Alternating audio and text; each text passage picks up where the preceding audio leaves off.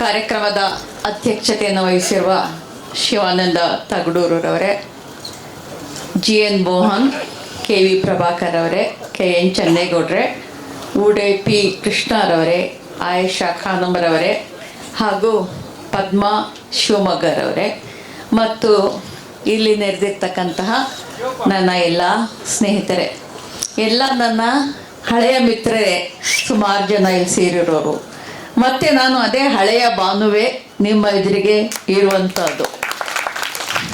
ಆದರೆ ನಿಮ್ಮೆಲ್ಲರ ಪ್ರೀತಿ ಮತ್ತು ಅಭಿಮಾನದಿಂದ ಸ್ವಲ್ಪ ಹೆಚ್ಚು ಹೊಳಿತಾ ಇದ್ದೀನಿ ಅಷ್ಟೇ, ಇದೇನು ವ್ಯತ್ಯಾಸ ಇಲ್ಲ. ಸ್ನೇಹಿತರೆ, ಇವತ್ತು ನಾನು ನಿಮ್ಮ ಜೊತೆಯಲ್ಲಿ ನನ್ನ ಬುಕ್ಕರ್ ಅನುಭವವನ್ನು ತೆರೆದು ಇಡಲಿಕ್ಕೆ ಇಷ್ಟಪಡ್ತೀನಿ. ಬುಕ್ಕರ್ ಅಂದರೆ ಏನು ಅಂತ ನನಗೆ ಗೊತ್ತಿರಲಿಲ್ಲ. ಆಮೇಲೆ ನನಗೆ ಒಂದೇ ಒಂದು ಆಸೆ ಏನಿತ್ತು ಅಂತ ಹೇಳಿದ್ರೆ, ನನ್ನ ಕೃತಿಗಳು ಇಂಗ್ಲೀಷ್ಗೆ ಅನುವಾದ ಆಗಬೇಕು ಮತ್ತು ನನಗೆ ಹೆಚ್ಚು ಓದುಗರು ಸಿಗಬೇಕು. ಈ ಬೌಂಡ್ರೀಸ್ ಭಾಷೆಯ ಕಾರಣಕ್ಕೆ ಇರ್ತಕ್ಕಂಥ ಈ ಎಲ್ಲೆಗಳನ್ನು ಮೀರಬೇಕು ಅನ್ನುವಂಥದ್ದು ಒಂದು ನನಗೆ ಇದ್ದಂತಹ ಆಸೆ. ಆ ಕಾರಣಕ್ಕೋಸ್ಕರ ನಾನು ದೀಪಾ ಭಸ್ತಿ ನನಗೆ ಪರಿಚಯ ಆದರೂ ಅವರಿಗೆ ನನ್ನ ಹಸೀನಾ ಮತ್ತು ಇತರ ಕಥೆಗಳನ್ನು ಕಳಿಸಿ ಇದರಲ್ಲಿ ಏನಾದರೂ ನೀವು ಅನುವಾದ ಮಾಡ್ಬೋದೇ ಅಂತ ಕೇಳಿದೆ. ಅದಕ್ಕೆ ಅವರು ಆಯಿತು ಅಂತ ಹೇಳ್ಬಿಟ್ಟು 12 ಕಥೆಗಳ ಅನುವಾದ ಮಾಡಿದರು. ಅನುವಾದ ಮಾಡಿ ಯಾವುದೋ ಒಂದು ಕಥೆಯನ್ನು ಅವರು ಒಂದು ಸ್ಪರ್ಧೆಗೆ ಕಳಿಸಿದಾಗ ಆ ಸ್ಪರ್ಧೆಯಲ್ಲಿ ವಿಜಯಿ ಆಯಿತು ಆ ಕಥೆಯ ಅನುವಾದ. ಆ ನಂತರ ಅದು ಇಂಗ್ಲೀಷ್ಗೆ ಪಬ್ಲಿಷ್ ಮಾಡಲಿಕ್ಕೆ, ಇಂಗ್ಲೀಷ್ನಲ್ಲಿ ಪಬ್ಲಿಷ್ ಮಾಡಲಿಕ್ಕೆ ಒಬ್ಬರು ಪಬ್ಲಿಷರ್ ಸಿಕ್ಕಿದ್ರು, ಆ್ಯಂಡ್ ಅದರ್ ಸ್ಟೋರೀಸ್ ಅಂತ. ಆವಾಗ ನಮಗೆ ಭಾಳ ಇದ್ದಂಥ ಬರೀ ಒಂದು ಮುಖ್ಯ ಉದ್ದೇಶ ಏನು ಅಂತಂದರೆ, ನನ್ನದು ಇಂಗ್ಲೀಷ್ಗೆ ಅನುವಾದ ಆದರೆ ಸಾಕು ನನ್ನ ಕೃತಿಗಳು ಅನ್ನೋದಷ್ಟೇ ಸ್ಯಾಟಿಸ್ಫ್ಯಾಕ್ಷನ್ ಇತ್ತು. ಇವತ್ತು ನಾನು ಲಂಡನ್ನಲ್ಲಿದ್ದಾಗ ಸುಮ್ಮನೆ ಒಂದು ಲೆಕ್ಕಾಚಾರ, ನನಗೆ ಕಂಡು ಬಂದ ಒಂದು ದತ್ತಾಂಶದ ಬಗ್ಗೆ ನಾನು ಲೆಕ್ಕಾಚಾರ ಮಾಡಿದರೆ, ನನ್ನ ಇಂಗ್ಲೀಷ್ ಪಬ್ಲಿಷರ್ಗೆ ಸುಮಾರು 6 ಕೋಟಿ ರೂಪಾಯಿಗಳ ವ್ಯವಹಾರ ಈ ಪುಸ್ತಕದಿಂದ ಮಾಡಿದ್ದಾರೆ. ಪುಸ್ತಕ ಹೇಗೆ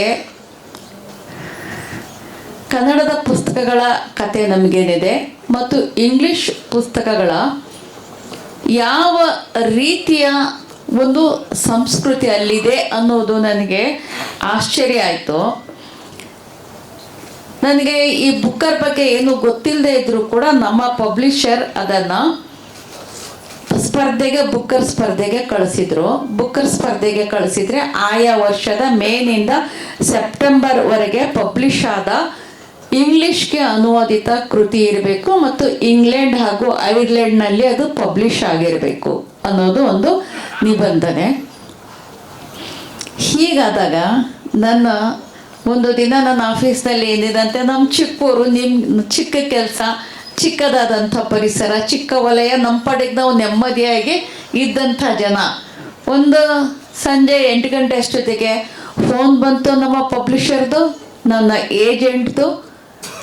ಅವ್ರು ಹೇಳ್ತಾ ಇದ್ರು, ನೀವು ಲಾಂಗ್ ಲಿಸ್ಟ್ ಆಗಿದ್ದೀರಿ. ಆಯ್ತಾಯಿತು, ಥ್ಯಾಂಕ್ ಯು ವೆರಿ ಮಚ್ ಅಂದೆ. ನನಗೆ ಲಾಂಗ್ ಲಿಸ್ಟ್ ಏನು ಅಂದರೆ ನಿಜಕ್ಕೂ ಗೊತ್ತಿರಲಿಲ್ಲ. ಅಷ್ಟರಲ್ಲಿ ಹೊರದೇಶಗಳಲ್ಲಿರುವ ನನ್ನ ಮಕ್ಕಳು ಫೋನ್ ಮಾಡಲಿಕ್ಕೆ ಶುರು ಮಾಡಿದರು. ನನ್ನ ಮಗ ಫೋನ್ ಮಾಡಲಿಕ್ಕೆ ಶುರು ಮಾಡ್ದ, ನೀವು ಲಾಂಗ್ ಲಿಸ್ಟ್ ಆಗಿದ್ದೀರಿ ಬುಕ್ಕರ್ಗೆ ಅಂತ. ಹೌದಾ, ಏನು ಹಂಗಂದ್ರೆ ಅಂತ ಕೇಳಿದೆ. ಅವರು ಎಕ್ಸ್ಪ್ಲೈನ್ ಮಾಡಿದರು, ಬುಕ್ಕರ್ ಲಾಂಗ್ ಲಿಸ್ಟ್ ಅಂದರೆ ಹಿಂಗೆ ಹಿಂಗೆ ಹಿಂಗೆ. ಹೌದಾ ಅಂತ ಸುಮ್ಮನಿದ್ನ. ಆ ರಾತ್ರಿ ಕಳೆದು ಬೆಳಗಾಯಿತು. ನಾನು ಒಂದು 9:30 10 ಗಂಟೆ ಅಷ್ಟೊತ್ತಿಗೆ ಕೋರ್ಟ್ಗೆ ಹೋಗಬೇಕು ಅಂತ ನಾನು ರೆಡಿ ಆಗ್ತಿರ್ಬೇಕಾದ್ರೆ ಎಷ್ಟು ಜನ ಪತ್ರಕರ್ತರು ಬಂದರು ಅಂದರೆ, ಇಡೀ ನಮ್ಮ ಹಾಲ್ನಲ್ಲಿ ಪೂರ್ತ ಕ್ಯಾಮ್ರಾಗಳನ್ನ ನಿಲ್ಲಿಸ್ಬಿಟ್ರು. ಅಷ್ಟು ಜನ ಬಂದರು. ನನಗೆ ಯಾಕೆ ಇವ್ರು ಹಿಂಗೆ ಆಡ್ತಾ ಇದ್ದಾರೆ ಅಂತ ಒಂದು. ಆಮೇಲೆ ಆಯಿತು, ಇದು ಕೇಳ್ತಾ ಇದ್ದಾರೆ ಅಂದರೆ ನನಗೆ ಗೊತ್ತಿಲ್ಲ ಅವ್ರಿಗೆ ಒಂದು ಸಮಾಧಾನಕರವಾಗಿ ಉತ್ತರ ಕೊಡಲಿಕ್ಕೆ. ಆಮೇಲೆ ನಾನು ತಿಳ್ಕೊಂಡು ವಿಷಯವನ್ನು ಅವ್ರಿಗೆ ತಿಳಿಸ್ದಂಗೆ ಫೆಬ್ರವರಿಯಲ್ಲಿ ಆರಂಭವಾದಂಥ ಈ ಒಂದು ಪತ್ರಕರ್ತರ ಕುತೂಹಲ ಇವತ್ತಿನವ್ರಿಗೂ ತಳೆದಿಲ್ಲ, ಇವತ್ತು ಕೂಡ ನೀವು ನೋಡ್ತಾ ಇದ್ದೀರಿ. ಮತ್ತು ಇದರ ಬಗ್ಗೆ ನನಗೆ ಬೇಸರಗಳೇನಿಲ್ಲ, ನನಗೆ ಅಭಿಮಾನ ಅನಿಸುತ್ತೆ. ಇಲ್ಲಿ ಅಲ್ಲ, ಲಂಡನ್ನಲ್ಲಿ ಕೂಡ ಅದು ಬುಕ್ಕರ್ ಈವೆಂಟ್ ನಡೆದ ಅವತ್ತು ರಾತ್ರಿನೇ ನಮಗೆ 12:30 1 ಗಂಟೆ ಆಗಿತ್ತು ಅಲ್ಲಿಂದ ಮರಳಿ ಬರಬೇಕಾದ್ರೆ. ಬಂದು ಹೇಗೆ ಮಲಗಿದ್ನೋ ಬೆಳಗ್ಗೆ 7 ಗಂಟೆಗೇ ಪಬ್ಲಿಷರ್ ಬಂದು ನಮ್ಮದು ಎಬ್ಬಿಸ್ಕೊಂಡು BBC ಕರ್ಕೊಂಡು ಹೋಗ್ಬಿಟ್ರು. BBC ಹಿಡಿದು ಮಾಧ್ಯಮ ಕೇಂದ್ರಕ್ಕೆ ಕರ್ಕೊಂಡೋಗಿ ಎಲ್ಲ ಮೇಜರ್ ಪತ್ರಕರ್ತರು, ಆಡಿಯೋ ವಿಡಿಯೋ ಅಥವಾ ಇದು ನ್ಯೂಸ್ ಗೆ ಸಂಬಂಧಪಟ್ಟಂಥ ಎಲ್ಲ ಪತ್ರಕರ್ತರು ಅಲ್ಲೇ ಬಂದರು. ಸುಮಾರು 10 ಇಂಟರ್ವ್ಯೂಗಳನ್ನು ಕೊಟ್ಟಿದ್ದೀನಿ ಅಲ್ಲಿ. ಆಮೇಲೆ ಅಲ್ಲಿ ಹೇಗೆ ಆಗ್ತಾ ಬಂತು ಅಂದರೆ ನನಗೆ ಬರೀ ಸುಸ್ತಾಗತೊಡಗ್ತು. ಏನಾಯಿತು ಅಂತಲೇ ಗೊತ್ತಾಗ್ತಿಲ್ಲ. ಸುಸ್ತು ಯಾಕೆ ಸುಸ್ತಾಯಿತು ಅಂದರೆ ಊಟನೇ ಮಾಡಿಲ್ಲ, ತಿಂಡಿನೂ ಮಾಡಿಲ್ಲ. ಆಮೇಲೆ ನನ್ನ ಮಕ್ಕಳು ಜೊತೆಲಿದ್ದರು. ಸಮೀನಾ ನನ್ನ ಜೊತೆ ಇದ್ದಾಳೆ, ಅವಳು ಒಂಥರ ತಾಯಿ ಹಂಗೆ. 3 ಜನ ಹೆಣ್ಮಕ್ಳು ನನಗೆ. ನಾನು ಲಂಡನ್ಗೆ ಹೋಗಬೇಕು ಅಂತ ಹೇಳಿದರೆ ಇಡೀ ಒಂದು ರಾತ್ರಿ ನಿದ್ರೆ ಇಲ್ಲದೆ ಕಳೆದೆ. ಲಂಡನ್ಗೆ ಹೆಂಗೆ ಹೋಗೋದು, ಅಲ್ಲ ಏನು ಮಾಡೋದು, ಊಟಕ್ಕೆ ಏನು ಮಾಡೋದು, ಎಲ್ಲಿ ಸುತ್ತಾಡೋದು, ಬರೀ ಇದೇ ಚಿಂತೆಗಳು. ನೋಡಿದರೆ ನನಗೆ ಗೊತ್ತಿಲ್ದಂಗೆ ಅವಳು ಜಾಗದಲ್ಲಿ ಟಿಕೆಟ್ ಬುಕ್ ಮಾಡಿಸ್ದಾಳೆ. ಅವಳು ಎಲ್ಲ ಅವ್ರವ್ರ ಸಂಸಾರಗಳ ಸಮೇತ ಬುಕ್ ಮಾಡಿಸ್ಬಿಟ್ಟು ಮಗನಿಗೆ ಮಾತ್ರ ಇದು ಪಾಸ್ಪೋರ್ಟ್ ಇಶ್ಯೂ ಆಯಿತು, ಅದಕ್ಕೆ ಅವ್ನು ಬರಲಿಲ್ಲ. ಬಾಕಿ 3 ಜನ ಹೆಣ್ಮಕ್ಳು ಹಳೆಯದ್ರ ಜೊತೆ ಮೊಮ್ಮಕ್ಕಳ ಜೊತೆ ಸೀದಾ ನನ್ನನ್ನು ಜೊತೆಯಲ್ಲಿ ಕರ್ಕೊಂಡು ಕೈ ಹಿಡ್ಕೊಂಡು ಲಂಡನಿಗೆ ಕರ್ಕೊಂಡು ಹೋದ್ರು. ಅವ್ರ ಕೆಲಸಗಳನ್ನ ಹಂಚ್ಕೊಂಡ್ರು. ಸಮೀನಾ ನನ್ನ ತಾಯಿಯಂಗೆ ನನಗೆ ಊಟ ಉಪಚಾರ ಮಾಡೋದು, ನನ್ನ ಬಟ್ಟೆ ಒದಗಿಸೋದು ಎಲ್ಲ. ಆಯಿಷಾ ಇದ್ದವಳು, ಅವಳು PR, ಎಲ್ಲ ಇನ್ಸ್ಟಾಗ್ರಾಮ್ ಫೇಸ್ಬುಕ್ ಎಲ್ಲ ಅವಳು ನೋಡುವಂಥದ್ದು. ಲುಬ್ನಾ ನನ್ನ ಜೊತೆ ಎಲ್ಲ ಇಂಟರ್ವ್ಯೂಗಳಿಗೆ ಬರುವಂಥದ್ದು. ಇಷ್ಟೆಲ್ಲ ವ್ಯವಸ್ಥೆಗಳನ್ನ ಅವರು ಒದಗಿಸ್ಕೊಂಡ್ರ. ಆ ಮಾಧ್ಯಮ ಸಂಸ್ಥೆಯಲ್ಲಿ ನನಗೆ ಸುಸ್ತಾಗ್ತಿದ್ದ ಹಾಗೇ ಲುಬ್ನಾ ಬೇಗ ಒಂದಿಷ್ಟು ಊಟ ತಂದು ಕೊಟ್ಲು. ಆಮೇಲೆ ಕಣ್ಣು ಎಳೀಲಿಕ್ಕೆ ಶುರು ಆಯಿತು. ಮಾಧ್ಯಮ ಸಂಸ್ಥೆಯವರು ಅಲ್ಲೇ ಹಾಸಿಗೆ ಒದಗಿಸ್ಕೊಟ್ಬಿಟ್ರು. ನೀವು ಮಲಕ್ಕೊಂಡು ಸ್ವಲ್ಪ ನಿದ್ರೆ ಮಾಡಿ, ಎಷ್ಟು ಬೇಕಷ್ಟು ರೆಸ್ಟ್ ತಗೊಳ್ಳಿ, ನಾವು ಕಾಯ್ತೀವಿ ಅಂತ ಹೇಳ್ಬಿಟ್ಟು ಅದನ್ನು ಒದಗಿಸ್ಕೊಟ್ರು. ಅಲ್ಲೇ ಮಲಗಿ ಸ್ವಲ್ಪ ಹೊತ್ತು ನಿದ್ರೆ ಮಾಡಿ ನಾನು ಆಮೇಲೆ ಮತ್ತಷ್ಟು ಫ್ರೆಶ್ ಆದ ತಕ್ಷಣ ಟೀ ಹಿಡ್ಕೊಂಡು ಬಂದರು.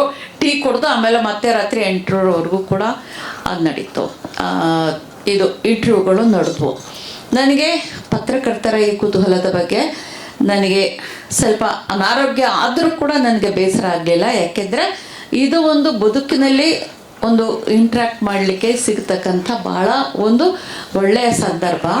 ಮತ್ತು BBC ನಾನು ಹೋದಾಗ ಇಂಟರ್ವ್ಯೂನ ಸಂದರ್ಭದಲ್ಲಿ, ಮತ್ತು CNN ಭಾಳ ಮುಖ್ಯವಾಗಿ CNN ಹೋದಂಥ ಸಂದರ್ಭದಲ್ಲಿ ಆಕೆ ಆ್ಯಂಕರ್ ಹೇಳ್ತಾ ಇದ್ಲು, ಇದು ಯಾವ ಭಾಷೆ ನಾನು ಕೇಳೇ ಇಲ್ಲ, ಕ್ಯಾನಡ ಅಂತ. ನಾನು ಕ್ಯಾನಡ ಅಲ್ಲ, ಅದು ನಾನು ಹೇಳ್ತೀನಿ, ನೀನು ಆ ಥರ ಹೇಳು ಅಂತ ಹೇಳ್ಬಿಟ್ಟು ಕನ್ನಡ ಅಂತ ಹೇಳ್ಬಿಟ್ಟು ಅವಳಿಗೆ ಕನ್ನಡವನ್ನು ಕಲಿಸಿ ಬಂದಂಥ ಒಂದು ಸಂದರ್ಭ. ನಾವು ಹೀಗಿರಬೇಕಾದ್ರೆ ಅಂತಹ ಬ್ಯುಸಿ ಶೆಡ್ಯೂಲ್ನಲ್ಲೂ ಕೂಡ ನನ್ನ ಮೊಬೈಲು ಹಗಲು ರಾತ್ರಿ ರಿಂಗ್ ಆಗ್ತಾನೆ ಇತ್ತು. ಅದಕ್ಕೆ ಸಮೀನಾ ಫೋನ್ ಎತ್ಕೊಂಡು ಹೋಗ್ಬಿಟ್ಲು, ನೀವು ಮಲಗಿ ಪರವಾಗಿಲ್ಲ, ನಾವು ಅಟೆಂಡ್ ಮಾಡ್ತೀವಿ ಅಂತ. ಆಮೇಲೆ ಇವತ್ತು ಕಾರ್ನಲ್ಲಿ ನನಗೆ ಆಯಿಷಾ ಖಾನಂ ಮತ್ತು ಶ್ರೀಜಾ ಎತ್ತಾಕೊಂಡು ಬಂದರು. ಹಾಗೆ ಬರ್ತಿರ್ಬೇಕಾದ್ರೆ ಸಮೀನಾ ಕೇಳ್ತಾ ಇದ್ಲು, ನನ್ನ ಹಿಟ್ ಲಿಸ್ಟ್ನಲ್ಲಿ ಇಬ್ಬರಿದ್ದಾರೆ, ಒಬ್ಬರು ಶಿವಾನಂದ, ಇನ್ನೊಬ್ಬರು ಅಭಿರುಚಿ ಗಣೇಶ್. ಅದಕ್ಕೆ ನಾನು ಅವ್ರದ್ದು ಮಾತ್ರ ಸುಮ್ಮನೆ ಬಿಡೋದಿಲ್ಲ. ಅಂದ ತಕ್ಷಣ ಇವರಿಬ್ಬರಿಗೆ ಬಲ ಬಂದ್ಬಿಡ್ತು. ಒಂದು ಕೆಲಸ ಮಾಡು, ನಾವು ಹೋದ ತಕ್ಷಣ ನಿನ್ನನ್ನು ಶಿವಾನಂದನಿಗೆ ಪರಿಚಯ ಮಾಡಿಸ್ತೀವಿ, ನೀನು ಏನು ಬೇಕಿದ್ರು ಮಾಡ್ಬೋದು ಅವ್ರನ್ನ, ನಾವು ನಿನ್ನ ಜೊತೆಗಿರ್ತೀವಿ ಅಂತ ಹುರಿದುಂಬಿಸ್ಕೊಂಡು ಬಂದರು. ಸದ್ಯ ಏಕೆಂದರೆ ಶಿವಾನಂದ ನನ್ನನ್ನು ಎಷ್ಟು ಅವ್ರು ಸಂಪರ್ಕ ಮಾಡ್ತಾಯಿದ್ರು ಅಂತ ಹೇಳಿದರೆ, ಏನೇ ಮೂಮೆಂಟ್ ಯಾವ ಗಳಿಗೆಯಲ್ಲಿ ಹಗಲು ಅವ್ರಿಗೆ ಅದೇನಂತ ಅಪಾರ ಖುಷಿಯಾಗಿತ್ತು, ಅದೇನು ಸಂಭ್ರಮ ಪಡ್ತಾಯಿದ್ರು, ಅದೆಷ್ಟು ಅವ್ರನ್ನ ನನ್ನನ್ನು ಸಂಪರ್ಕ ಮಾಡ್ತಾಯಿದ್ರು. ಮತ್ತು ಬಿಡ್ದಂಗೆ ನನ್ನನ್ನು ಹಿಡ್ದಾಕೆ ಕರ್ಕೊಂಡು ಈ ಸಭೆ ಸೂಚನೆ ಸುಳಿವು ಏನಾದರೂ ಸಿಗಬಹುದು, ಅವರು ಸಾಧ್ಯನೇ ಇಲ್ಲ. ಆಮೇಲೆ ಶಾರ್ಟ್ ಸ್ಟೋರಿ ಕಲೆಕ್ಷನ್ ಬೇರೆ, ಹೆಚ್ಚು ಹೋಪ್ಸ್ ಇಟ್ಕೋಬೇಡಿ ಅಂದರು. ನಾನು ಯಾಕೆ ಇಟ್ಕೋಬಾರ್ದು, ಯಾಕೆ ಅವನಿಗೆ ದಟ್ಟಿಸಿ ಕೇಳಿದೆ ಆ ಹೆಣ್ಮಗಳಿಗೆ, ತಾರ ಯಾಕೆ ನಾನು ಇಟ್ಕೋಬಾರ್ದು, ಖಂಡಿತವಾಗಿಯೂ 100 ಅಲ್ಲ 500% ಒಂಥರ ಕನ್ನಡಿಗರದು ಇದೆಯಲ್ಲ, ದಾಷ್ಟ್ಯ ಇದೆಯಲ್ಲ, 500% ಐ ಆಮ್ ಕನ್ಫರ್ಮ್ಡ್ ನಾನು ಪಾಸಿಟಿವ್ ಆಗೇ ಇದ್ದೀನಿ, ನಂಗೆ ಸಿಗಲೇಬೇಕು ಅಂತ ಹೇಳ್ಬಿಟ್ಟು ಅವ್ರ ಮೇಲೂ ಎಲ್ಲ ಜೋರು ಮಾಡಿಕೊಂಡು ಕೊಟ್ಟೆ. ಆಮೇಲೆ ಬುಕ್ಕರ್ ಈವೆಂಟ್ ಹೇಗಿರುತ್ತೆ ಅಂದರೆ, ಒಬ್ಬಳಿಗೆ ನನಗೆ ಆಥರ್ಗೆ ಒಂದು ಇನ್ವಿಟೇಷನ್ ಪ್ಲಸ್ ಒಬ್ಬರಿಗೆ ಸಿಗತ್ತೆ. ಇಲ್ಲಿ ನೋಡಿದ್ರೆ 7-8 ಜನ ಹೋಗಿದ್ದೀವಿ, 3 ಜನ ಹೆಣ್ಮಕ್ಳೇ ಬಂದಿದ್ದಾರೆ. ಅಲ್ಲೂ ಕೂಡ ಅವರು ಆ ಹುಡುಗಿಯರು ರಾಜಕೀಯ ಮಾಡಿಬಿಟ್ರು.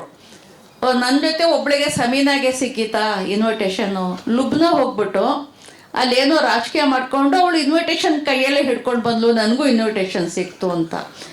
ಅವರಿಬ್ಬರದು ಮುಗಿತಿದ್ದಂಗೆ ಇನ್ನು ಕೊನೆಯೊಳಗೆ ಏನು ಮಾಡೋದು ಆಯುಷಾಗೆ ಅಂತ ಅಂದ್ಕೊಂಡ್ರೆ, ಅವಳು 2-3 ದಿನ ಆದಮೇಲೆ ಭಾಳ ಸಂತೋಷ ಪಟ್ಕೊಂಡು ಅಂತ ಹಲ್ಲು ಕಿರ್ಕೊಂಡು ಬಂದು, ಏನಾಯಿತು ಅಂದರೆ ನನಗೂ ಇನ್ವಿಟೇಷನ್ ಬಂತು ಅಂತ ಹೇಳಿದ್ರು. ಒಳ್ಳೆ ಚೆನ್ನಾಗಿ ಮಾಡ್ತಾ ಇದ್ದೀರಲ್ಲ ನೀವು ಅಂತ ಹೇಳ್ಕೊಂಡ್ರೆ, ಅಲ್ಲಿ ಒಂದು ಟೇಬಲ್ಸ್ ಹಾಕಿರ್ತಾರೆ, ರೌಂಡ್ ಟೇಬಲ್ಸ್. ಆ ಪ್ರೋಗ್ರಾಮ್ಗೆ ಹೀಗೆ ಕೊರೋದಿಲ್ಲ, ಎಲ್ಲ ರೌಂಡ್ ಟೇಬಲ್ಸಲ್ಲಿ ಅಲ್ಲಿ ಡಿನ್ನರ್ ಬೇರೆ ಸರ್ವ್ ಮಾಡ್ತಾ ಇರ್ತಾರೆ. ನಮ್ಮ ಟೇಬಲ್ನಲ್ಲಿ ನನ್ನ 3 ಜನ ಹೆಣ್ಮಕ್ಳು, ನಾನು, ಆಮೇಲೆ ನಮ್ಮ ಮನೆ ಗಂಡಸರಿಗೆ ಸಿಗಲಿಲ್ಲ, ಅವ್ರ ಹತ್ಲಾಗ ಹೋಗಿ ನೀವೇ ಎಂಜಾಯ್ ಮಾಡಿ ಅಂತ ಹೊರಗಡೆ ಕಾಯ್ಕೊಂಡು ಕೂತಿದ್ರು. ಆಮೇಲೆ ನನ್ನ ಪಕ್ಕ ನನ್ನ ಏಜೆಂಟ್ ಕನಿಷ್ಕಾ ಇದ್ದರು, ದೀಪಾ ಭಸ್ತಿ ಇದ್ದರು, ನನ್ನ ಇವರು ತಾರಾ ನನ್ನ ಪಬ್ಲಿಷರ್ ಇದ್ದರು. ಹೆಣ್ಮಕ್ಳಿಂದಲೇ ಕೂಡಿದಂಥ ಒಂದು ನಮ್ಮ ಟೇಬಲಲ್ಲಿ ನಾವು ಕೂತಿದ್ವಿ. ಅಲ್ಲಿ ಡಿನ್ನರ್ ಎಷ್ಟು ಶಿಸ್ತುಬದ್ಧ ಅಂದರೆ, ತಿನ್ನೋದು ಏನೋ ನಮ್ಗೆ ತಿನ್ನಲಿಕ್ಕೂ ಸಾಧ್ಯ ಇಲ್ಲ, ಅದು ಸ್ವಲ್ಪ ನಮ್ಮ ಟೇಸ್ಟ್ಗೆ ಹೊಂದೋದಿಲ್ಲ. ಆದರೂ ಎಷ್ಟು ಶಿಸ್ತುಬದ್ಧವಾಗಿ ನಡೆಯುತ್ತೆ ಅಂದರೆ, ಒಂದು 8 ಜನ ಇದ್ವಿ, ನಮ್ಮಿಂದ ಸರಿಯಾಗಿ 8 ಜನ ವೇಟ್ರ್ಗಳು ಬಂದು ನಿಂತ್ಕೊಳ್ತಾರೆ. ಅವ್ರು ಹೆಂಗಿರ್ತಾರೆ ಅಂದರೆ, ಪೂರ್ತ ಕಪ್ಪು ಡ್ರೆಸ್ ಹಾಕಿ ನೋಡೋದಕ್ಕೂ ಅಂದ ಚಂದದಿಂದ ನಾವೇನು ಮಹಾರಾಜರೇನೋ ಅಂತ ಕೈ ಮುಗಿಬೇಕು ಹಂಗಿರ್ತಾರೆ.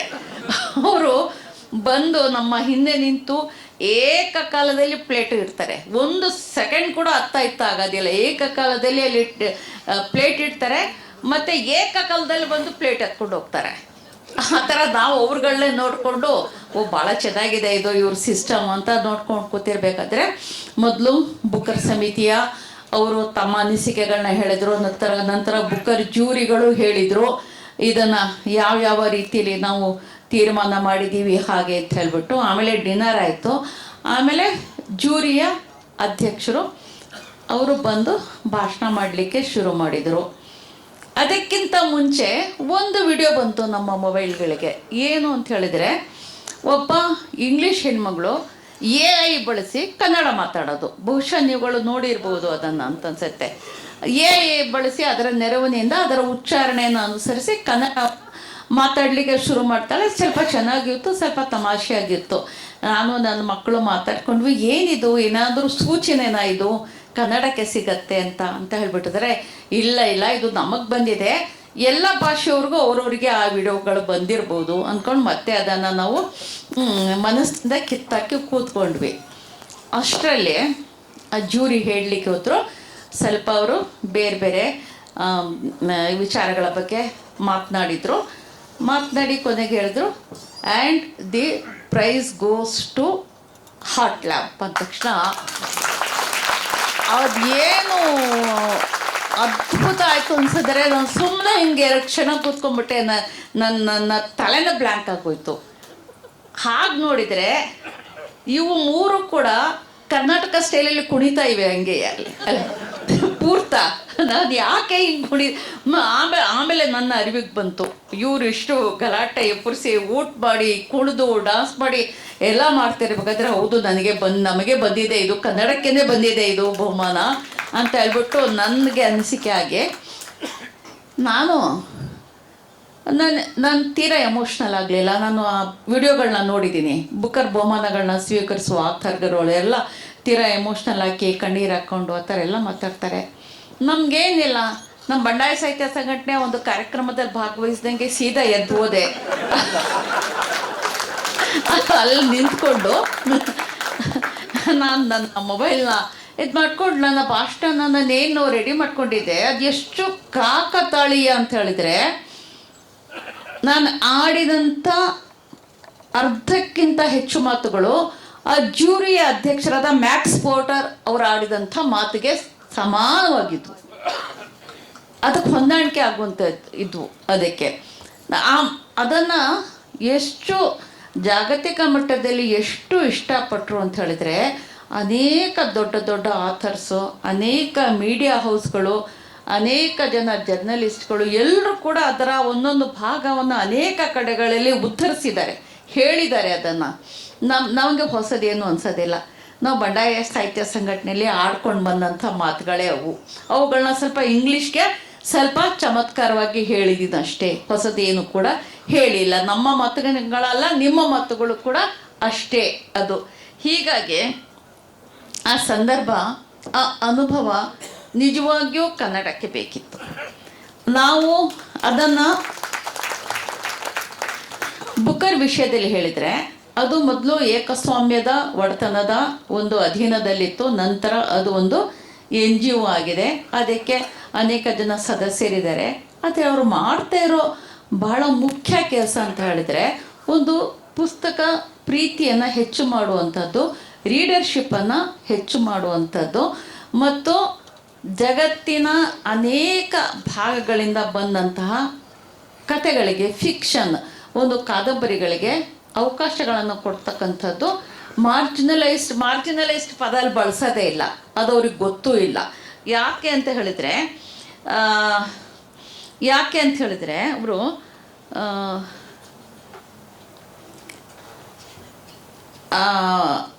ಅಲ್ಲಿ ಬಂದಿದ್ದಂಥ 5 ನನ್ನದಲ್ಲದೆ ಇದ್ದಂಥ 5 ಕಥೆಗಳು ಕೂಡ ಕ್ರಿಯೇಟಿವ್ ರೈಟಿಂಗ್ನಲ್ಲಿ ಮಾಸ್ಟರ್ಸ್ ಪದವಿ ಪಡೆದವರಿಂದ ಬರವಣಿಗೆ ಆಗಿತ್ತು. ಅಲ್ಲಿ ನಮ್ಮ ಹಾಗೆ ಗ್ರಾಸ್ ರೂಟಿಂದ ಬರೆಯೋದಿಲ್ಲ, ನಮಗೆ ಬೇಕು ಅಂತ ಬರೆಯೋದಿಲ್ಲ, ಹೆಂಗೆ ಬೇಕು ಹಂಗೆ ಬರೆಯೋದಿಲ್ಲ. ಆದರೆ ಬಹಳ ರೆಗ್ಯುಲರ್ ಆಗಿ ಕಾಲೇಜ್ಗೆ ಹೋಗಿ ಇಲ್ಲಿ ಆರ್ಟ್ಸ್, ಸೈನ್ಸ್, ಕಂಪ್ಯೂಟರ್ ಕಲಿತಾರಲ್ಲ, ಹಾಗೆ ಕ್ರಿಯೇಟಿವ್ ರೈಟಿಂಗ್ ಕಾಲೇಜನ್ನು ಸೇರ್ತಾರೆ. ಆ ಕ್ರಿಯೇಟಿವ್ ರೈಟಿಂಗ್ನಲ್ಲಿ ಮಾಸ್ಟರ್ಸ್ ಪದವಿಯನ್ನು ಪಡೆದಂಥವರು ಆ ಕಾದಂಬರಿಗಳನ್ನ ಬರೆದಿದ್ರು. ಅವುಗಳು ಅಲ್ಲಿ ಸಬ್ಮಿಟ್ ಆಗಿದ್ದಂಥವು. ಅವ್ರು ಹೇಳ್ತಾಯಿದ್ರು ಚರ್ಚೆಗಳಲ್ಲಿ, ಮ್ಯಾಕ್ಸ್ ಪೋರ್ಟರ್ ನನಗೆ ಹೇಳಿದರು, ಅವ್ರುಗಳಿಗೆಲ್ಲ ಕಲಿಸ್ತಕ್ಕಂಥ ಮೂಲಭೂತ ಪಾಠ ಅಂತ ಹೇಳಿದರೆ, ಜಡ್ಜ್ಮೆಂಟಲ್ಲ ಆಗಬೇಡಿ, ನಿಮ್ಮ ಕಥೆಗಳಲ್ಲಿ ಪಾತ್ರಗಳ ಬಗ್ಗೆ ಜಡ್ಜ್ಮೆಂಟಲ್ಲ ಆಗಬೇಡಿ, ಯಾರ ಪರವಾಗಿಯೂ ನೀವು ಬದ್ಧತೆಯಿಂದ ನಿಲ್ಲಬೇಡಿ ಅಂತ. ನಾನು ತಲೆ ಚಚ್ಕೊಂಡೆ, ಎಲ್ಲ ಕಣ್ರಪ್ಪ ನಮ್ಮದು ಎಲ್ಲದಕ್ಕಿಂತ ಉಲ್ಟಾ, ನಾವು ಮೊದಲೇ ಬದ್ಧತೆಯಿಂದ ಒಂದು ಕಡೆ ನಿಂತ್ಬಿಟ್ಟಿರ್ತೀವಿ. ನಮಗೆ ಕಮಿಟ್ ಆಗಬೇಕು, ನಮಗೆ ಒಂದು ಬದ್ಧತೆ ಇದೆ. ಈ ಮಾರ್ಜಿನಲೈಸ್ಡ್, ಶೋಷಿತರ ಪರವಾಗಿ ಮತ್ತು ಇಲ್ಲದವರ ಪರವಾಗಿ ನಾವು ನಿಲ್ಲಲೇಬೇಕು ಅನ್ನೋದು ಮೊದಲಿನಿಂದಲೇ ನಾವು ಶತಾಯಗತಾಯ ತೀರ್ಮಾನ ಮಾಡ್ಕೊಂಡು ಹೋಗುವಂಥದ್ದು. ಇವರು ಜಡ್ಜ್ಮೆಂಟಲ್ಲಿ ಆಗಬಾರ್ದು, ಇಂಥ ಜನಗಳ ಬಗ್ಗೆ ಅವರ ಪರವಾಗಿ ನಿಲ್ಲಕೂಡ್ದು ಅನ್ನುವಂಥ ಪಾಠ ಇವು ಹೇಳ್ತಾ ಇದ್ದಾವಲ್ಲ, ಇವ್ರಿಗೆ ಏನಾಗಿದೆ ಇದು ಅಂತ ನನಗನ್ನಿಸ್ಬಿಡ್ತು. ಅನಿಸಿದ ಮೇಲೆ ಯಾವತ್ತೂ ಕೂಡ ನನಗೆ ಯಾಕೆ ಕನ್ನಡ ಬಹಳ ಪ್ರಸ್ತುತ ಆಗುತ್ತೆ, ಬರೀ ಕನ್ನಡ ಭಾಷೆಯಾಗಿ ಅಲ್ಲ, ಕನ್ನಡ ಒಂದು ಆಲೋಚನೆಯಾಗಿ, ಕನ್ನಡ ಒಂದು ಜೀವನ ಕ್ರಮವಾಗಿ, ಕನ್ನಡ ಒಂದು ಕೊಳ್ಳುವಿಕೆಯ ವ್ಯವಹಾರದ ಭಾಷೆಯಾಗಿ, ಕನ್ನಡ ಒಂದು ರಾಜಕಾರಣವಾಗಿ ಕೂಡ ಯಾಕೆ ನಮಗೆ ಮುಖ್ಯ ಆಗತ್ತೆ ಅಂತ ಆ ಗಳಿಗೆಯಲ್ಲಿ ನನಗೆ ಅನ್ನಿಸ್ಬಿಡ್ತು. ಹಾಗನ್ನಿಸಿದ ಮೇಲೆ ನಾನು ಅವರಿಗೆ ಪಾಠ ಮಾಡೋಕ್ಕೆ ಶುರು ಮಾಡಿದೆ. ಪ್ಯಾನೆಲ್ ಡಿಸ್ಕಷನ್ಗಳಲ್ಲಿ ಎಲ್ಲ ಕಡೆಗಳಲ್ಲೂ ನಮ್ಮ ಸಾಮಾಜಿಕ ಚಳುವಳಿಗಳ ಬಗ್ಗೆ ಹೇಳಿದೆ, ದಲಿತ ಚಳುವಳಿ ಬಗ್ಗೆ, ರೈತ ಚಳುವಳಿ ಬಗ್ಗೆ, ಭಾಷೆಯ ಚಳುವಳಿಯ ಬಗ್ಗೆ, ಬಂಡಾಯ ಸಾಹಿತ್ಯ. ಇವತ್ತು ಅವ್ರ ಬಾಯಿಗಳಲ್ಲೆಲ್ಲ ಬರೀ ಬಂಡಾಯ ಸಾಹಿತ್ಯ ಸಂಘಟನೆ ಇದೆ. ಎಲ್ಲದ್ರ ಬಗ್ಗೆ ಹೇಳಲಿಕ್ಕೆ ಶುರು ಮಾಡಿದೆ. ಮತ್ತು ನಮಗೆ ಹೇಗೆ ಬದ್ಧತೆ ಅನ್ನೋದು, ಕಮಿಟ್ಮೆಂಟ್ ಅನ್ನೋದು ನಮ್ಮ ಕರ್ನಾಟಕದ ಲೇಖಕರ ಮೂಲಭೂತ ಗುಣ. ಅದನ್ನು ನಾವು ಹೇಗೆ ಇಂಬೈಟ್ ಮಾಡ್ಕೊಂಡಿದ್ದೀವಿ, ಅದು ಯಾಕೆ ಅಗತ್ಯ ಅನ್ನೋದನ್ನು ಮನವರಿಕೆ ಮಾಡಿಕೊಟ್ಮೇಲೆ ಸರಿ ನಿಮ್ಮ ಮಾತು ಕೂಡ ಸರಿ. ನಾವು ಕಾಲೇಜ್ಗಳಲ್ಲಿ ಓದ್ತಾ ಇರೋದು, ಕಲಿಸ್ತಾ ಇರೋದು, ನಾವು ಯಾವುದೇ ಬದ್ಧತೆ ಇರಬಾರ್ದು, ಯಾವುದೇ ಜಡ್ಜ್ಮೆಂಟಲ್ಲಾಗಿ ಇರಬಾರ್ದು ಅನ್ನುವಂಥದ್ದು. ನಾವು ಇದು ಚರ್ಚಾಸ್ಪದ ವಿಷಯ ಆಗ್ಬಿಡ್ತು ಇನ್ಮೇಲೆ ಅಂತ ಹೇಳಿದ್ರು. ಕನ್ನಡ ಸಾಹಿತ್ಯ ಚರಿತ್ರೆಯ ಬಗ್ಗೆ ಹೇಳಿದೆ ಅವ್ರಿಗೆ. ಕನ್ನಡ ಸಾಹಿತ್ಯ ಚರಿತ್ರೆಯಿಂದ ಹೇಗೆ ಒಂದೇ ಸರಿಗೆ 3 ಕವಲುಗಳು ಒಡೆದ್ವು, ದಲಿತ ಸಾಹಿತ್ಯ, ಸ್ತ್ರೀವಾದಿ ಸಾಹಿತ್ಯ ಮತ್ತು ಮುಸ್ಲಿಂ ಸಂವೇದನೆಯ ಸಾಹಿತ್ಯಗಳು ಅನ್ನೋದ್ರ ಬಗ್ಗೆ ಪಾಠ ಮಾಡಿ ಬಂದವರಿಗೆ. ಏಕೆಂದರೆ ನಮಗೆ ಒಂದು ಗ್ರಿಪ್ ಮಾತ್ರ ಬೇಕು, ಒಂದು ತಿಳುವಳಿಕೆ ಕೂಡ ಬೇಕು, ಆಮೇಲೆ ನಾವು ಅವ್ರನ್ನ ಆವರಿಸ್ಬಿಡ್ತೀವಿ, ಬಿಡಂಗಿಲ್ಲ ಅದು. ಹೀಗೆ ಬುಕ್ಕರ್ ಬಂತು, ಬುಕ್ಕರ್ ಪ್ರಶಸ್ತಿನೂ ಬಂತು, ಮತ್ತು ಅವ್ರಗಳಿಗೆ ಪಾಠ ಕೂಡ ನಾನು ಮಾಡಿ ಬಂದೆ ಅಂತಕ್ಕಂಥ ವಿಷಯವನ್ನು ನಿಮ್ಮೆದುರಿಗೆ ಹೇಳಿ ಇನ್ನು ಇದರ ಇನ್ನೂ ಒಂದು ಭಾಗ ಮತ್ತು ಪರಿಕ್ರಮ ಏನಿದೆ ಅಂತ ಹೇಳಿದರೆ, ಬಹುಶಃ ನಿಮಗೆ ಇನ್ನೊಂದು ಖುಷಿ ಆಗ್ಬೋದು, ಕನ್ನಡದ ಈ ಕೃತಿ ಜಗತ್ತಿನ 35 ಭಾಷೆಗಳಿಗೆ ಅನುವಾದ ಆಗ್ತಾ ಇದೆ. ಭಾರತೀಯ 12 ಭಾಷೆಗಳಿಗೆ ಅನುವಾದ ಆಗ್ತಾ ಇದೆ. ಇದರ ಆಡಿಯೋ ರೈಟ್ಸ್ ಕೂಡ ತಗೊಂಡಿದ್ದಾರೆ. ಮತ್ತು ಇದನ್ನು ಚಲನಚಿತ್ರಗಳನ್ನಾಗಿ ಮಾಡ್ತಕ್ಕಂಥ ಅದರ ರೈಟ್ಸ್ ಕೂಡ ಕೇಳ್ತಾ ಇದ್ದಾರೆ. ಇಷ್ಟೆಲ್ಲ ಸತ್ವ ನಮ್ಮಲ್ಲಿ ಇದೆಯಲ್ಲ, ಇಷ್ಟೆಲ್ಲ ನಮ್ಮ ಸತ್ವವನ್ನು ನಾವು ಅವ್ರುಗಳಿಗೆ ಪರಿಚಯ ಮಾಡಿಸ್ಲಿಕ್ಕೆ, ನಾವು ಅವರ ಕತೆ ಕಾದಂಬರಿಗಳನ್ನ ಓದಿದ್ವಿ, ನಾವು ಅವರ ಜೀವನ ಕ್ರಮವನ್ನು ಅಭ್ಯಾಸ ಮಾಡಿದ್ವಿ. ಈಗ ನಮ್ಮ ಜೀವನ ಕ್ರಮವನ್ನು, ನಮ್ಮ ಆಲೋಚನಾ ಕ್ರಮವನ್ನು, ನಮ್ಮ ಪಾತ್ರಗಳನ್ನು, ನಮ್ಮ ಸಂದರ್ಭಗಳನ್ನು ಅವರಿಗೆ ನಾವು ಪರಿಚಯ ಮಾಡಿಸ್ಬೇಕಾದಂಥ ಅಗತ್ಯ ಇದೆ. ಈ ಕಾರಣಕ್ಕೆ ಮತ್ತೆ ಅವರು ತೆರೆದ ಮನಸ್ಸಿನಿಂದ ಇದ್ದಾರೆ. ಇದೊಂದು ಭಾಳ ಮುಖ್ಯವಾದಂಥ ಅಂಶ. ಆಮೇಲೆ ಇನ್ನೂ ಒಂದು ವಿಷಯದ ಬಗ್ಗೆ ನಿಮ್ಮ ಜೊತೆಗೆ ಟೈಮ್ ಆಯ್ತಾ? ಇನ್ನೂ ಒಂದು ವಿಷಯದ ಬಗ್ಗೆ ನಾನು ನಿಮ್ಮ ಹತ್ರ ಮಾತಾಡಬೇಕು ಅಂತ ಹೇಳಿದರೆ, ಒಂದು ಪುಸ್ತಕ ಸಂಸ್ಕೃತಿ ಅಲ್ಲಿ ಬಹಳ ವಿಶಿಷ್ಟವಾಗಿದೆ. ಅಲ್ಲಿ ನಾನು ಗಮನಿಸಿದ್ದು ಏನು ಅಂತ ಹೇಳಿದ್ರೆ, ಒಂದೊಂದು ಪುಸ್ತಕ ಮಳಿಗೆ ಬಹುಶಃ ಈ ಹಾಲ್ನ ಒಂದು 6-8 ಪಟ್ಟು ದೊಡ್ಡದಿರುತ್ತೆ ಅಗಲ ಮತ್ತು ವಿಸ್ತೀರ್ಣದಲ್ಲಿ. ಮತ್ತು ಅದು 4 ಅಂತಸ್ತು 5 ಅಂತಸ್ತಿನ ಮಳಿಗಿರುತ್ತೆ ಒಂದೊಂದು ಅಂಗಡಿ. ಅಷ್ಟು ದೊಡ್ಡದಿರುತ್ತೆ. ಮತ್ತು ಪುಸ್ತಕಗಳಲ್ಲದೆ ಇನ್ನೇನೂ ಇರೋದಿಲ್ಲ ಅಲ್ಲಿ. ಬಹುಶಃ ಪೆನ್ ಇರ್ಬೋದು, ಅದು ಬಿಟ್ಟರೆ ಇನ್ನೇನೂ ಇರೋದಿಲ್ಲ ಅಲ್ಲಿ. ಮತ್ತು ಅಲ್ಲಿ ಒಂದೇ ಒಂದು ವಿಶೇಷ ಅಂದರೆ ಲಿಫ್ಟ್ ಎಲ್ಲ ಇರುತ್ತೆ. ಮೇಲೆ ಹೋಗಲಿಕ್ಕೆ ಲಿಫ್ಟ್ ಅನಿವಾರ್ಯ. ಅಲ್ಲಿ ಕಾಫಿ ಹೌಸ್ ಇರುತ್ತೆ ಪಕ್ಕದಲ್ಲಿ. ಒಂದು ಎಷ್ಟು ಪುಸ್ತಕಗಳನ್ನ ಸೆಲೆಕ್ಟ್ ಮಾಡ್ಕೊಂಡು ಹೋಗಿ ನೀವು ಅಲ್ಲಿ ಹೋಗಿ ಕಾಫಿ ಕುಡಿದು ಮತ್ತೆ ನಿಮ್ಮ ಕೆಲಸಕ್ಕೆ ಬರ್ಬೋದು.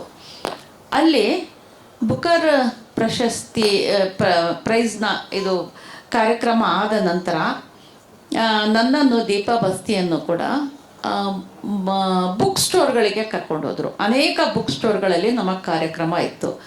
ಆ ಬುಕ್ ಸ್ಟೋರ್ಗಳಿಗೆ ಹೋಗಬೇಕಾದ್ರೆ ಅವರು ಮೊದಲೇ ಅದನ್ನು ಪ್ರಚಾರ ಮಾಡಿರ್ತಾರೆ. ಬಹುಶಃ ಅಲ್ಲಿ ಒಂದೊಂದು ಹಾಲ್ ಕೂಡ ಇರುತ್ತೆ, ವಿಶಾಲವಾದ ಹಾಲ್ ಕೂಡ ಇರುತ್ತೆ. ಆ ಹಾಲ್ನಲ್ಲಿ ನೀವು ಇಲ್ಲಿ ಸೇರಿರುವಷ್ಟು ಜನ ಹಣ ಕೊಟ್ಟು ಟಿಕೆಟ್ ತಗೊಂಡು ಲೇಖಕರ ಮಾತನ್ನು ಕೇಳಲಿಕ್ಕೆ ಬಂದು ಕೂತಿರ್ತಾರೆ. ಟಿಕೆಟ್ ಮೊದಲೇ ಅಡ್ವಾನ್ಸ್ ಆಗಿ.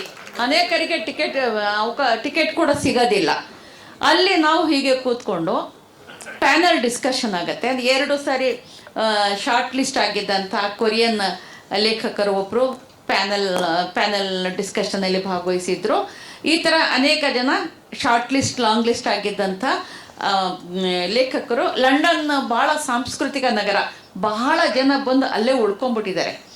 ಅಲ್ಲಿ ಆ ಸಾಂಸ್ಕೃತಿಕ ನಗರದಲ್ಲಿ ಅವರು ಭಾಳ ಮುಕ್ತವಾಗಿ ಸಾಹಿತ್ಯ ರಚನೆ ಮಾಡಿಕೊಂಡು ಅಲ್ಲೇ ಕೂಡ ಅವರು ರೆಸಿಡೆನ್ಸ್, ಅಲ್ಲೇ ವಾಸನೂ ಕೂಡ ಇದ್ದಾರೆ.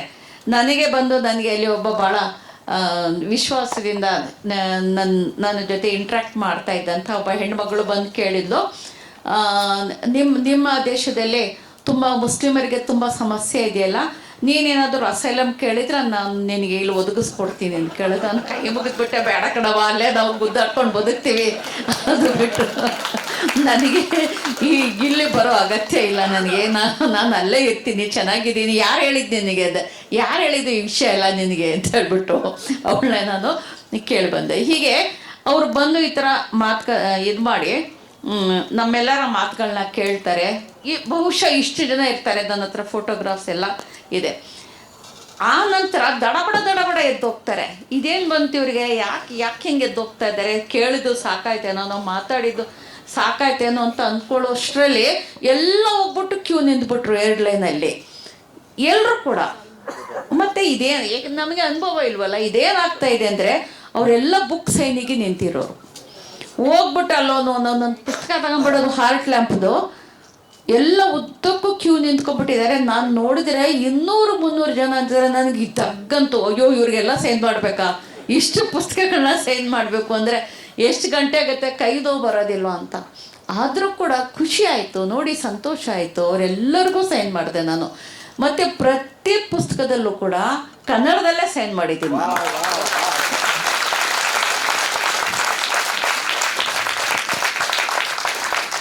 ಸೊ ಹೀಗೆ ಅಲ್ಲಿ ತುಂಬ ಫೆಸ್ಟಿವಲ್ಗಳು ನಡೆಯುತ್ತವೆ. ಅಲ್ಲಿ ನಮಗೆ ವೇಲ್ಸ್ ಪ್ರಾಂತದ್ದು ಒಂದು ಹೇ ಫೆಸ್ಟಿವಲ್ನಲ್ಲಿ ಭಾಗವಹಿಸಬೇಕು ಅಂತ ನನ್ನನ್ನು ಕೇಳಿದರು. ಆಯಿತು ಅಂತ ಹೇಳಿದೆ. ಅದು ಲಂಡನ್ನಿನ 4 ಗಂಟೆಗಳ ಪ್ರಯಾಣ ಕೂಡ ತುಂಬ ಚೆನ್ನಾಗಿದೆ. ಆಮೇಲೆ ನಾವು ಅಲ್ಲಿಂದ ಹಳ್ಳಿಗಡನಲ್ಲಿ ಹೋಗ್ತಿದ್ರೆ ನನಗನ್ನಿಸ್ತು, ನನಗೇನಾದರೂ ಕಣ್ಣು ಮುಚ್ಚಿಲ್ಲಿ ಕರ್ಕೊಂಡು ಬಂದು ಎಲ್ಲಿದ್ದೀರಿ ನೋಡಿ ಹೇಳಿ ಅಂದರೆ ನಾನು ಹೇಳ್ತೀನಿ ಇದು ಸಕಲೇಶ್ಪುರ, ಇಲ್ಲ ಕೊಡಗು, ಅಥವಾ ಇದು ಕೇರಳ ಅಂತ. ಸೇಮ್ ತದ್ರೂಪಿ ವಾತಾವರಣ ಅಲ್ಲಿದೆ. ಅದೇ ರೀತಿ ಬೆಟ್ಟಗುಡ್ಡಗಳು, ಅದೇ ರೀತಿ ಒಂದು ರೀತಿಯಲ್ಲಿ ಪ್ಲಾಂಟೇಶನ್ಗಳು, ಹಸುಗಳು, ಕರುಗಳು ಎಲ್ಲ ಮೇಯ್ತಿರೋದು, ಮತ್ತು ತಣ್ಣನೆ ವಾತಾವರಣ, ತಂಪಿಂದು ಎಲ್ಲ ಅದೇ ಥರ ಇತ್ತು. ಅಲ್ಲಿ ಒಂದು ಪುಟ್ಟ ಗ್ರಾಮ, ಅದು ದೊಡ್ಡ ಗ್ರಾಮ ಏನೂ ಅಲ್ಲ, ಪುಟ್ಟ ಗ್ರಾಮ. ಅಲ್ಲಿದ್ದಂಥ ಎಲ್ಲ ಮನೆಗಳನ್ನು ಕೂಡ ಒಂದು ರೂಮ್ ಏನೋ ಅವರು ಉಳ್ಕೊಂಡು ಬಾಕಿದೆಲ್ಲವನ್ನು ಕೂಡ ಬಾಡಿಗೆಗೆ ಕೊಟ್ಬಿಡ್ತಾರೆ ಹೇ ಫೆಸ್ಟಿವಲ್ ಕಮಿಟಿಗೆ. 11 ದಿನ ನಡೆಯುತ್ತೆ ಅದು ಹೇ ಫೆಸ್ಟಿವಲ್. ಹಾಗೆ ನಡೆದಾಗ ಸುಮಾರು ಒಂದು ದೊಡ್ಡ ಆ ಮನೆಗಳಂತೂ ಇವೆ, ಆದರೆ ಆ್ಯಕ್ಚುಲಿ ಕಾರ್ಯಕ್ರಮ ನಡೆಯುವಂಥ ಜಾಗದಲ್ಲಿ ಜರ್ಮನ್ ಟೆಂಟ್ ಮೂಲಕ ದೊಡ್ಡ ಏರಿಯಾದಲ್ಲಿ ಜರ್ಮನ್ ಟೆಂಟ್ ಹಾಕಿರ್ತಾರೆ. ಅಲ್ಲಿ 40 ಪುಸ್ತಕದ ಅಂಗಡಿಗಳಿವೆ. ಆ 40 ಪುಸ್ತಕದ ಅಂಗಡಿಗಳಲ್ಲಿ ಪುಸ್ತಕ ತಗೊಳ್ಳಿಕ್ಕೆ ಪ್ರತಿದಿನ 25,000 ಜನ ಅಲ್ಲಿಗೆ ವಿಸಿಟ್ ಮಾಡ್ತಾರೆ, ಆ ಪುಟ್ಟ ಹಳ್ಳಿಗೆ. ಈಗ ಹೇ ಫೆಸ್ಟಿವಲ್ಗೆ ಬಂದು ಹೋಗಿದ್ದೀನಿ ನಾನು. ಈಗ ಮತ್ತೆ ಜೂನ್ 13ಕ್ಕೆ ಲಂಡನ್ಗೆ ಹೋಗ್ತಾ ಇದ್ದೀನಿ. ಮತ್ತು ಆಗಸ್ಟ್ನಲ್ಲಿ ಎಡಿನ್ಬರಾ ಫೆಸ್ಟಿವಲ್ಲು. ಹೀಗಾಗಿ ಮುಂದಿನ ವರ್ಷದ ಆಗಸ್ಟ್ ತಿಂಗಳವರೆಗೂ ಕೂಡ ಸಿಲೋನ್, ಆಸ್ಟ್ರೇಲಿಯಾ, ನ್ಯೂಯಾರ್ಕ್, ಬಾಲಿ ಮತ್ತು ಇನ್ಯಾವುದು ಊರುಗಳ ನನಗೆ ಹೆಸರು ನೆನಪಿಲ್ಲ, ಅಲ್ಲಿಗೆಲ್ಲ ಟೂರ್ ಪ್ರೋಗ್ರಾಮ್ ಈಗಾಗಲೇ ಫಿಕ್ಸ್ ಆಗಿಬಿಟ್ಟಿದೆ ನಂದು. ಅಷ್ಟು ವ್ಯಾಪಕವಾದಂಥ ರೀತಿಯಲ್ಲಿ ಪ್ರವಾಸ ಕೂಡ ಮಾಡಬೇಕಾಗಿದೆ. ಏಕೆಂದರೆ ಅದು ಒಂಥರ ಪ್ರಮೋಷನ್ ಆಗುತ್ತೆ, ನನ್ನ ವರ್ಕ್ಸ್ ಪ್ರಮೋಷನ್ ಆಗುತ್ತೆ. ಲೇಖಕಿಯಾಗಿ ನಾನು ಅಲ್ಲಿದ್ದು ನನ್ನ ಮಾತುಗಳನ್ನ ಆಡಿದರೆ, ಬರೀ ಪುಸ್ತಕದ ಬಗ್ಗೆ ನಾನು ಆ ಥರದ ಒಂದು ಮಾತನಾಡಿದರೆ ಆಸಕ್ತರು ಬಂದು ನನ್ನ ಮಾತುಗಳನ್ನ ಕೇಳಿ ಅಲ್ಲಿ ಪುಸ್ತಕಗಳನ್ನ ಕೊಂಡು ಸಹಿ ಹಾಕಿಸ್ಕೊಂಡು ಹೋಗ್ತಾರೆ. ಮತ್ತು ಸಹಿ ಹಾಕಿಸಿದ ಪುಸ್ತಕ ಅವ್ರು ತಗೊಳ್ಳೋದೇ ಇಲ್ಲ, ಬಹಳ ಹೆಚ್ಚಿನ ಜನ. ಆಮೇಲೆ 3-4 ಪುಸ್ತಕ ತಗೊಳ್ತಾರೆ. ಇದು ನನ್ನ ಅಮ್ಮನಿಗೆ, ನನ್ನ ಅಕ್ಕನಿಗೆ, ನನ್ನ ಹೆಂಡತಿಗೆ ಸೈನ್ ಮಾಡಿಕೊಡಿ, ಇಂಥ ಹೆಸರು ಬರೆದು ಸೈನ್ ಮಾಡಿಕೊಡಿ ಅಂತ. ಅವ್ರಿಗೆಲ್ಲ ಅವ್ರ ಹೆಸರು ಬರೆದು ನಾವು ಆಲ್ ದ ಬೆಸ್ಟ್ ಹೇಳಿಬಿಟ್ಟು ನಾವು ಸೈನ್ ಮಾಡಿಕೊಡ್ಬೇಕು. ಅದು ಆ ಸೈನ್ ಮಾಡಿದ ಪುಸ್ತಕಗಳನ್ನ ಅವ್ರು ಕೊಡುವಂಥದ್ದು. ಇಷ್ಟೆಲ್ಲ ಒಂದು ಭಾಳ ಗ್ಲಿಮ್ಸ್ ಕೊಟ್ಟಿದ್ದೀನಿ, ಒಂಚೂರು ನೋಡಿದ ಒಂದು ನೋಟ ನಾನು ನಿಮ್ಮ ಎದುರಿಗೆ ಇಟ್ಟಿದ್ದೀನಿ. ಮತ್ತು ಬುಕ್ಕರ್ ಅನ್ನುವಂಥದ್ದು ಅದ್ಭುತವಾದ ಅನುಭವ. ಆ ಅನುಭವ ನನ್ನ ವೈಯಕ್ತಿಕವಾದಂಥ ಅನುಭವ ಆದರೂ ಕೂಡ ಇದೆಷ್ಟು ಸಾಮುದಾಯಿಕವಾದಂಥ ಒಂದು ಪರಿಣಾಮವನ್ನು ಬೀರ್ತು ಅಂತ ಹೇಳಿಬಿಟ್ಟು ನನಗೆ ತುಂಬಾ ಸಂತೋಷ ಇದೆ.